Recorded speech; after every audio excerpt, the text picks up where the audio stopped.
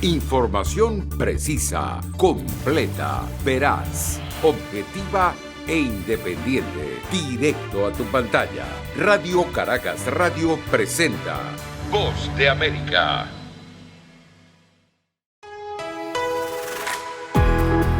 La Voz de América presenta Buenos días, América. Desde Washington, la actualidad informativa.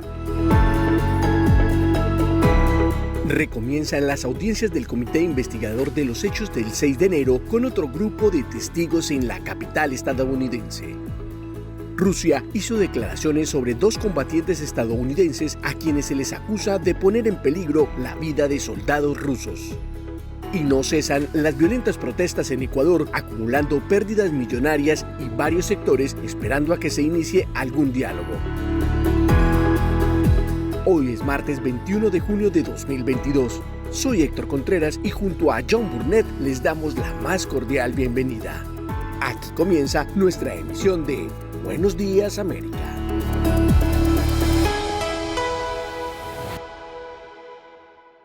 Las audiencias del Comité Investigador de los Hechos del 6 de enero de 2021 retoma hoy el camino con otro grupo de personas que testificarán para profundizar las pesquisas, informa Yoconda Tapia. El Comité de la Cámara de Representantes que investigue el ataque del 6 de enero de 2021 contra el Capitolio de Estados Unidos celebrará hoy su tercera audiencia luego que la semana pasada se centrara en presentar su caso contra el expresidente Donald Trump, destacando que sus afirmaciones repetidas e infundadas de una elección robada incitaron a sus seguidores a la violencia. La audiencia del jueves pasado del Comité del 6 de enero de la Cámara de Representantes buscó mostrar cuán peligrosamente cerca se acercó una mafia violenta al entonces vicepresidente Mike Pence y su familia. Las imágenes de seguridad del Capitolio mostraron la multitud a una docena de metros del ex vicepresidente. El representante Adam Kinzinger, uno de los 2 republicanos en el comité bipartidista, dijo en entrevista en el programa This Week de la cadena ABC. Si realmente creemos que el Estado profundo se apoderó de las elecciones y se robó la democracia, ese es el resultado más lógico, y eso es lo que quiero que la gente vea. El presidente sabía lo que estaba haciendo, había un plan. El comité ha estado mostrando muchos clips del 6 de enero, incluido el audio de los presuntos co-conspiradores en el plan para anular los resultados de las elecciones. La vicepresidenta del comité, la representante republicana Liz Cheney, repitió la acusación del comité de que el presidente Trump sabía que sus afirmaciones de elecciones robadas eran falsas. Mientras los estadounidenses ven cómo el elevado costo de los combustibles afecta su bolsillo, el presidente de los Estados Unidos, Joe Biden, estaría considerando una pausa en el impuesto federal de la gasolina, una decisión que tomaría a finales de esta semana. Así lo confirmó el mandatario estadounidense, quien además ponderó la labor de su equipo de trabajo en la búsqueda de soluciones y exigió una respuesta de por qué el país no está refinando más petróleo, algo que mejoraría la oferta y el precio de los hidrocarburos, y en un encuentro con algunos periodistas en la ciudad de Rehoboth, Delaware, agregó: Mi equipo se reunirá con los directores ejecutivos de las principales compañías petroleras esta semana y así puedo obtener una explicación de cómo justifican ganar $35,000 millones en el primer trimestre. En tanto, el mandatario estadounidense anticipó una conversación con el presidente chino Xi Jinping y agregó que una de sus medidas para controlar la inflación sería el desmonte de algunos aranceles impuestos a China durante el gobierno del expresidente Donald Trump, que según dijo la secretaria del Tesoro de Estados Unidos, Janet Yellen, no representan ningún propósito estratégico para el país. Actualmente los estadounidenses pagan el precio más alto de la gasolina de los últimos 40 años y la inflación ha alcanzado niveles históricos, obligando a los ciudadanos a pagar más por sus artículos de primera necesidad, vivienda y alimentos. En este contexto, el mandatario estadounidense presionó para que la Reserva Federal de los Estados Unidos, que es el equivalente al Banco Central, realizara el mayor aumento de tasas de interés en más de 2 décadas. Héctor Contreras, Voz de América, Washington.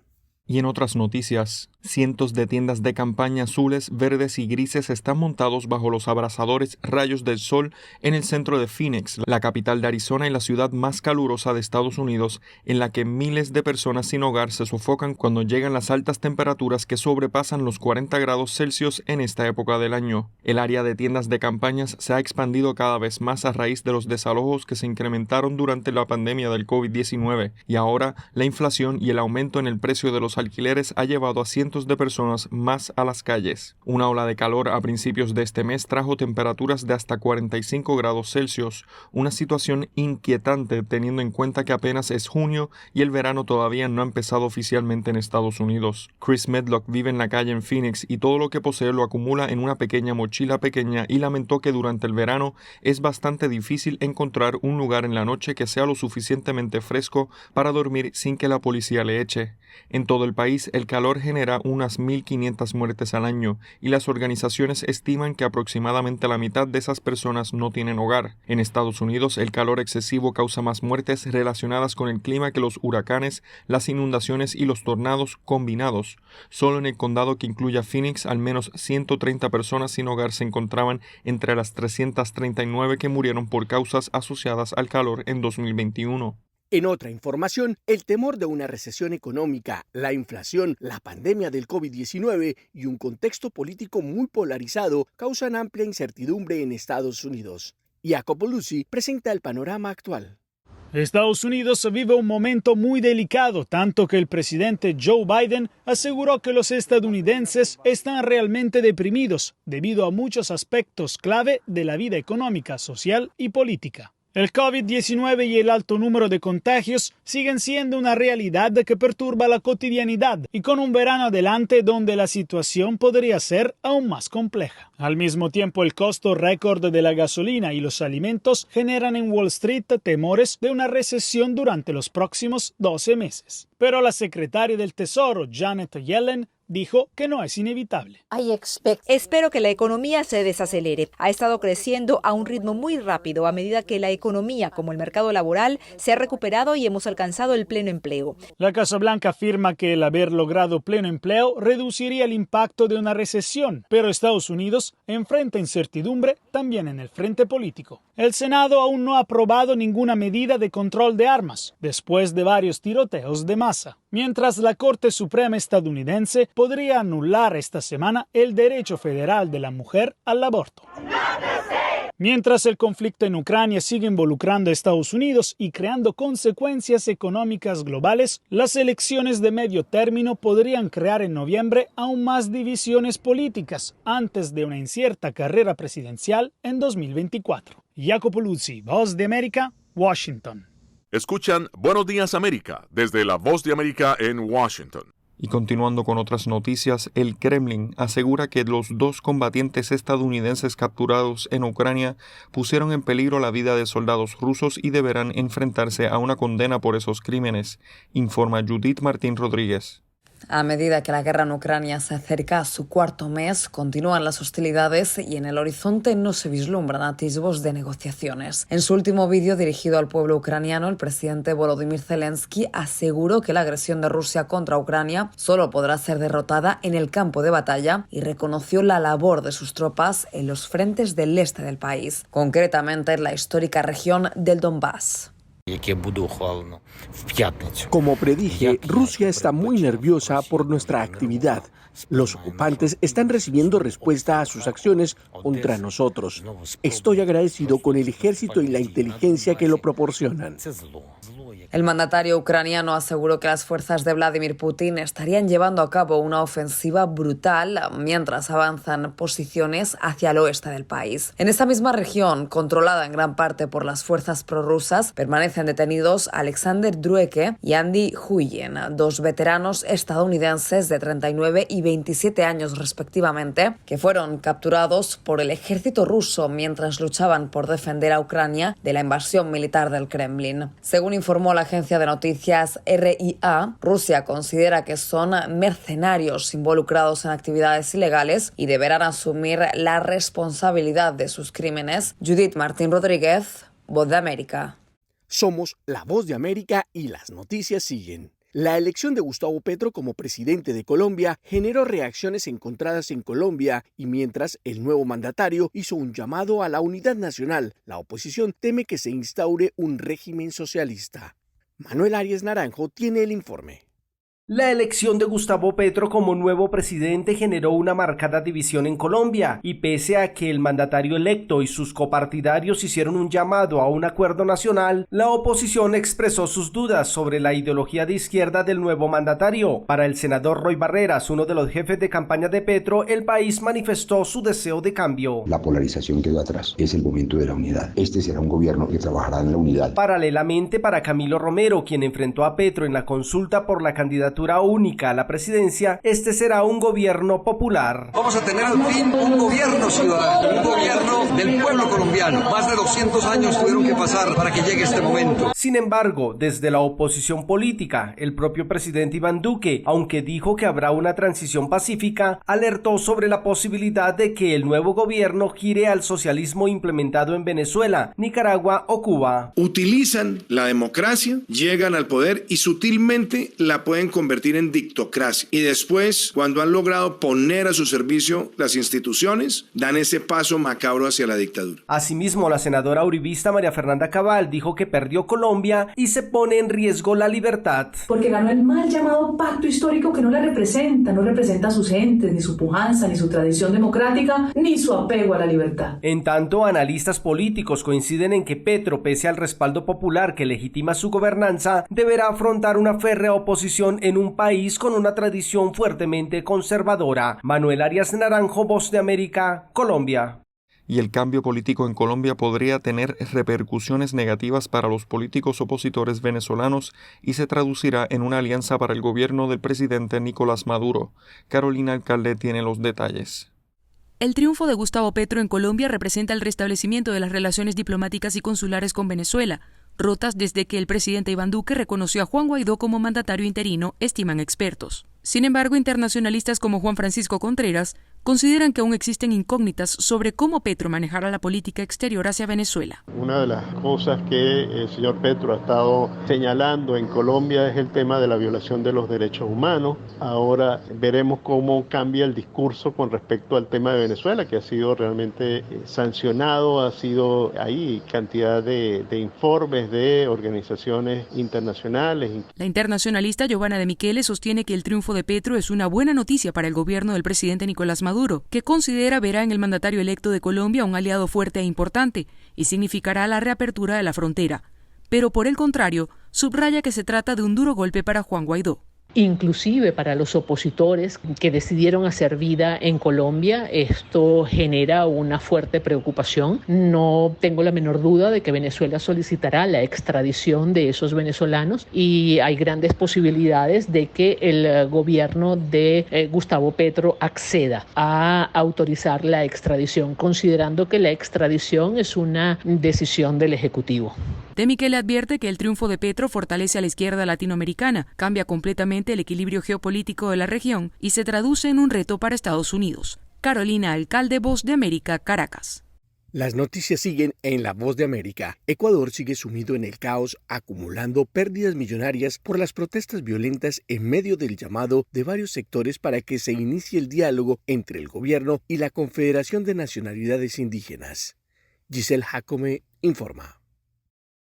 Las movilizaciones en Ecuador han ido ganando terreno y se han tornado más violentas. A medida que pasan los días, la comunidad indígena va sumando adeptos que se unen para protestar por el alto costo de la vida y exigir al gobierno reformas sociales y económicas como una bajada de los precios de los combustibles. El presidente declaró un estado de excepción para evitar destrozos, pero aún así la violencia ha ido aumentando y las pérdidas del sector productivo son millonarias. Se calcula que ascienden a los 50 millones de dólares diarios. El vandalismo se ha apoderado de las marchas hasta tal punto que en varias localizaciones los manifestantes han llegado a agredir a médicos y periodistas. Ante esta realidad, el líder indígena Leonidas Issa hizo un llamado a sus bases para que no aviven la protesta y dice trabajar por la paz, mostrándose más cauteloso en sus últimas declaraciones. Por favor, el paso libre para todos los trabajadores de la salud, ambulancias, enfermos, absolutamente todo lo que concierne a la salud. El presidente Guillermo Lasso derogó el decreto a través del cual instauró el estado de excepción en 3 provincias del país y emitió uno nuevo, a través del cual extendió la medida para 6 provincias. En las últimas jornadas, las universidades, la Iglesia, las cámaras de la producción y la Organización de Naciones Unidas han hecho varios llamados al diálogo y hasta ahora no se ha logrado establecer una mesa para iniciar conversaciones y reinstaurar la paz en el país. Giselle Jacome, Voz de América, Quito.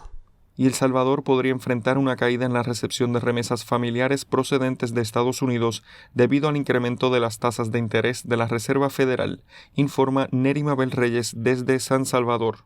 El gobierno salvadoreño da seguimiento a las medidas de la Reserva Federal de Estados Unidos para incrementar la tasa de interés referencial interbancario por el impacto que podría tener sobre el envío de remesas y que, según los registros del Banco Central de Reserva, hasta el mes de abril alcanzaban $2.444 millones, de los cuales más del 90% proceden de Estados Unidos. La ministra de Economía, María Luisa Hayem, explica que las exportaciones junto a las remesas representan pilares fundamentales para la economía de El Salvador. Al haber incrementos en tasas de interés, podemos ver una contracción de la inversión, menos empleo para los salvadoreños y eso puede implicar menos remesas para El Salvador. Oscar Chacón, director de la Organización Defensora de Derechos de los Migrantes, Alianza Américas, aseguró que es muy temprano para predecir el comportamiento de las remesas, tomando en cuenta situaciones difíciles anteriores como la crisis derivada de la pandemia del COVID-19 o la crisis financiera de 2008, cuando, contra todo pronóstico, se mantuvo el flujo de envío de dinero desde Estados Unidos. Podemos decir que en base a la experiencia pasada, es muy probable que la gente siga encontrando maneras de seguir ayudando a sus familias. Las organizaciones en defensa de los migrantes recuerdan que hay cerca de 200,000 salvadoreños amparados al estatus de protección temporal, TPS, que tienen vigentes sus permisos de trabajo hasta diciembre, y este segmento mantiene el interés por el envío de dinero para contar con una reserva en caso que no logren una solución duradera a su actual situación. Neri Mabel Reyes, Voz de América, San Salvador. Somos la Voz de América y las noticias siguen. La Embajada de Estados Unidos en El Salvador nombró al diplomático Patrick Ventrell como su nuevo funcionario de mayor rango, lo cual ocurre en un contexto de tensión en la relación diplomática entre ambas naciones. Claudia Saldaña tiene el reporte. Brendan O'Brien culminó su periodo de 5 años como encargado de negocios en El Salvador. Después de 5 años de vivir en El Salvador, ha llegado el momento de decir adiós. Durante su periodo en el país, O'Brien fungió como cónsul general, ministro consejero y finalmente como encargado de negocios. En un video divulgado por la Embajada de Estados Unidos, O'Brien habló sobre su trabajo en el país durante la pandemia, la reactivación económica, la educación y el sector privado, entre otros rubros. Ha sido un privilegio haber conocido este gran país y su maravillosa gente. Estaré por siempre agradecido por su calidez, hospitalidad. Yo voy a estar aquí apenas unas semanas como encargado de negocios. Patrick Ventrell será el nuevo encargado de negocios, un rol que ejercerá como interino mientras el Senado de los Estados Unidos confirma al embajador designado William Duncan. El analista Jorge Villacorta opina que la acción de no enviar a un embajador es un mensaje de Estados Unidos ante las tensiones con el gobierno de Nayib Bukele. Creo que ese es un evidente mensaje diplomático y el hecho de no enviarlo, a pesar de que ya tiene nombre en el Congreso, pues significa la actitud, una especie de respuesta del gobierno de los Estados Unidos frente a la actitud y a lo dicho por el presidente Bukele y su administración. Washington no tiene a un embajador en El Salvador desde la salida de Ronald Johnson a inicios de 2021, tras el cambio de gobierno en Estados Unidos. Claudia Saldaña, Voz de América, El Salvador. Momento deportivo en La Voz de América. Les informa Henry Llanos. El equipo de baloncesto, los Warriors de Golden State, celebraron su 4º título en 8 años y desde el momento en que Klay Thompson sentenció hace algunos meses campeonato o nada, luego del candente inicio de 18-2 de su equipo, los Warriors de Golden State parecían dispuestos a cumplir con su ambiciosa proclama. Se requirió que Thompson finalmente estuviera saludable luego de que Draymond Green y Stephen Curry también se recuperaran de sus lesiones en la recta final y que un reparto de jóvenes brillara en el gran escenario de la postemporada para que los Warriors nuevamente ganaran todo. El coach Stephen Kerr y los campeones Warriors celebraron ayer lunes con un desfile a través de San Francisco con miles de fanáticos que salieron a las calles en un caluroso día de junio con una lluvia de confeti azul y oro, y esta vez todos esos rostros nuevos también fueron parte de este festejo. En el ambiente del tenis, Serena Williams canceló a último momento el entrenamiento que había previsto para ayer lunes en el torneo de Eastbourne, donde la campeona de 23 citas de Grand Slam regresa a las competencias tras estar alejada un año. Williams se entrenó en un club cercano durante el fin de semana y se esperaba que iba a tener una sesión en el Devonshire Park, el complejo del torneo previo a su participación en dobles junto a Ons Jabeur. Debutarán el martes contra Sara Sorribes Tormo y Mari Buskova. La estadounidense de 40 años no juega desde que se lesionó en la primera ronda de Wimbledon el año pasado. Recibió una invitación para el cuadro de individuales en este torneo tan importante del tenis internacional. Henry Llanos, Voz de América, Washington. Lightyear, una precuela de Toy Story, ha recaudado $51 millones para el comienzo oficial del verano el martes 21 de junio, ocupando el segundo lugar entre las películas más vistas aquí en Estados Unidos en los últimos días. La película costó $200 millones para producir y decenas de millones adicionales para comercializar. Lightyear no pudo con la competencia de Jurassic World Dominion y Top Gun Maverick. Jurassic logró mantenerse en primer lugar en la taquilla. La secuela prehistórica ha logrado recaudar $260 millones en Estados Unidos en 2 semanas. El actor francés Jean-Louis Trintignant, cuya carrera se inició al mismo tiempo que la carrera de Brigitte Bardot con la película de 1956 Y Dios creó a la mujer, murió el viernes a los 91 años. Trintignant recibió el premio al mejor actor en el Festival de Cannes de 1969 por la película de Costa Gavras Z y un César al mejor actor por la película Amour.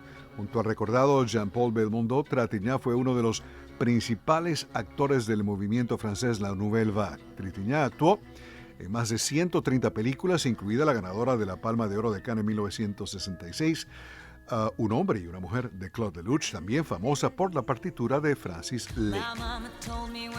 La ganadora del Oscar, Lady Gaga, quien apareció recientemente en House of Gucci de Ridley Scott, está en conversaciones para protagonizar junto a Joaquín Phoenix en Joker Folia 2 Parte 2 de Warner Brothers. El acuerdo de Phoenix para la nueva película de Joker aún no se ha firmado. Todd Phillips regresa como director. Gaga interpretará a Harley Quinn, la psiquiatra que se enamora de su paciente Arthur Fleck, es decir, el Joker. 1970 Carpenters conquistan la cima de las carteleras Hot 100 y adulto contemporáneo con Close to You. La canción fue escrita por Brooke Bacharach y Hal David. 1982 Fleetwood Mac alcanza el puesto 4 de las 100 calientes con Hold Me de su álbum Mirage. Se trata del 13º álbum de estudio del grupo y el cuarto de Fleetwood Mac con Lindsey Buckingham y Stevie Nicks. El cantautor y productor musical de los Beach Boys, Brian Wilson, apagó 80 velitas en su cumpleaños el 20 de junio, pocos días después del Beatle Paul McCartney. El álbum de los Beach Boys, Pet Sounds, de 1966, es considerado uno de los más influyentes en la historia de la música popular y, según los mismos Beatles dijeron en su momento, Pet Sounds fue una gran influencia en la elaboración del Sargento Pimienta. Y en 2021 la estadounidense Pink llega al puesto 8 de la cartelera adulto Top 40 y al 9 de la lista adulto contemporáneo con All I Know So Far, de su álbum All I Know So Far, Setlist. Alejandro Escalona, Voz de América.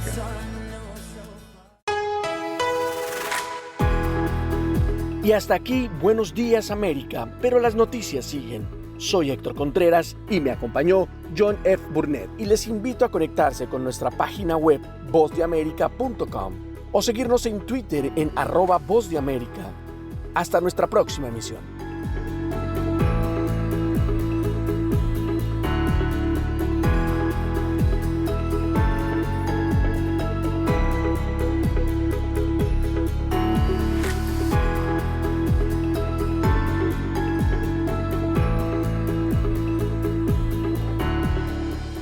Información precisa, completa, veraz, objetiva e independiente. Directo a tu pantalla. Voz de América en RCR 750.